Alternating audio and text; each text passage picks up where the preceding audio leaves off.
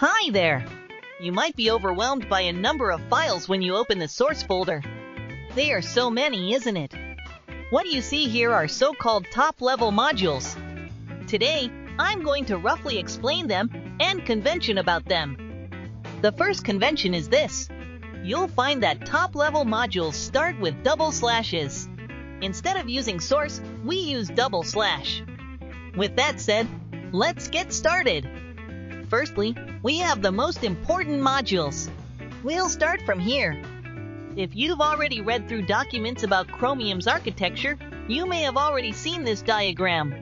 You can see a few double-slashed modules here. Let me explain them one by one. At the top of the figure, you can see Chrome module.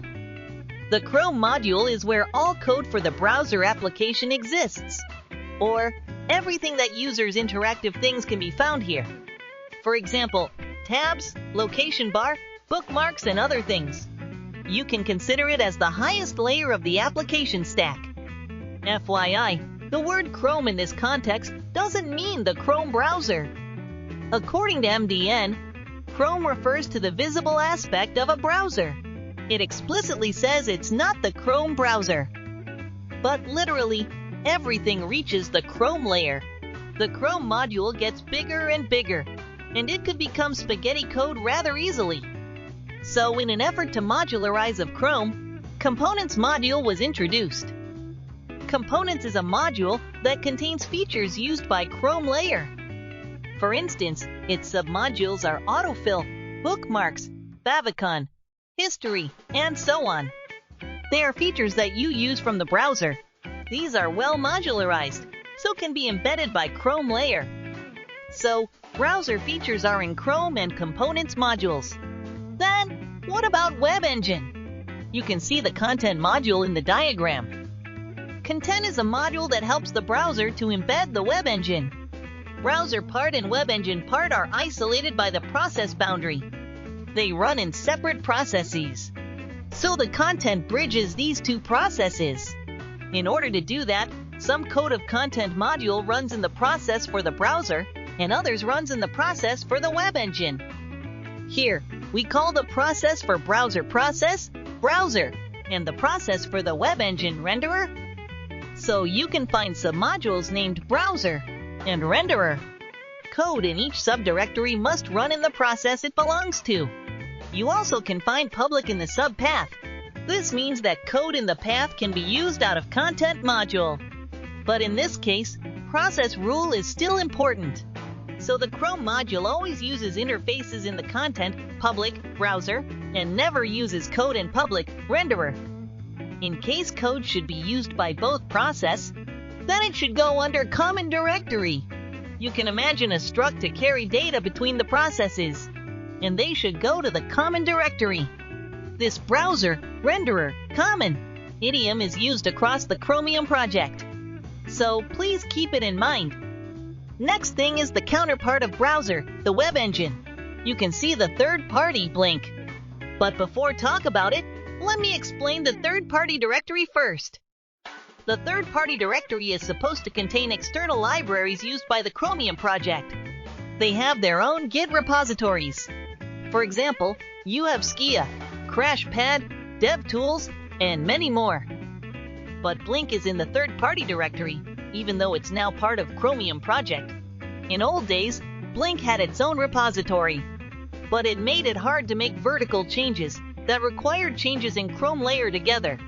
So Blink was moved into Chromium project. Like mentioned before, Blink has subdirectories named Common and Renderer. As you can tell, this means process limitation of code in it. The next big thing to know is V8. V8 is a JavaScript engine project, and it's used by not only Chromium, but also by many other projects, such as Node.js. It's a separate project, so its content follows its rule.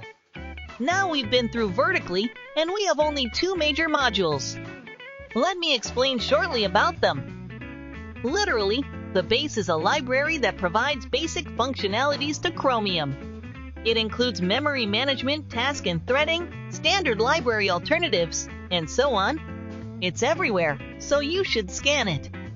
Net module is Chromium's network stack. Every network requests funnels into this. Well, now hopefully you can understand the Chromium's overall architecture and overall modules. Roughly, modules in upper part of figure can be considered as higher layer, and vice versa. Usually dependency flows from higher to lower layer, which means lower layer doesn't depend on higher layer directly. If it's needed, they delegate implementation to the upper layer. For the next, let's look around other top-level modules quickly. CC is the acronym of Chrome Compositor. Compositor composites graphical images from browser process and renderer processes into one final image. Extensions module is literally a facility for browser extensions. Media module has media pipeline used by Chromium. When you think of video and audio elements, you can easily imagine that this module will be used. And Mojo implements inter-process communication mechanism for Chromium. It has some benefits over traditional IPC mechanisms. If you've seen my previous video about views, this would be familiar to you. UI module contains things that's needed to implement user interface for applications. Views is submodule of UI module. Services is a little bit different from other top-level modules. Services also contains modules that can be used not only by Chromium, but also by Chromium OS. So modules in this directory is well structured. Also, they can have an isolated process for them to run in. That's all. Before we finish, let's take a look at the actual path in Chrome layer. You can find path like Chrome, Browser, UI, Views, Tabs. Here in the path, Browser means the process limitation. And UI, Views means that code in this path depends on the UI Views module. So they're never included in build target when Views is disabled.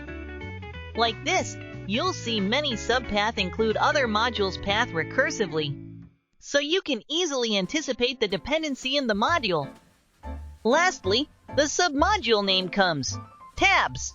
It doesn't need explanation, right? How about this one? Could you find a difference between this and the path before?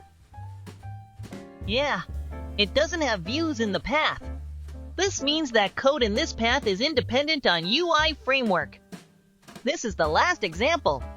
I hope you can say what would be inside it. The answer is extensions. Code in this path is related to extension module. That's all for today.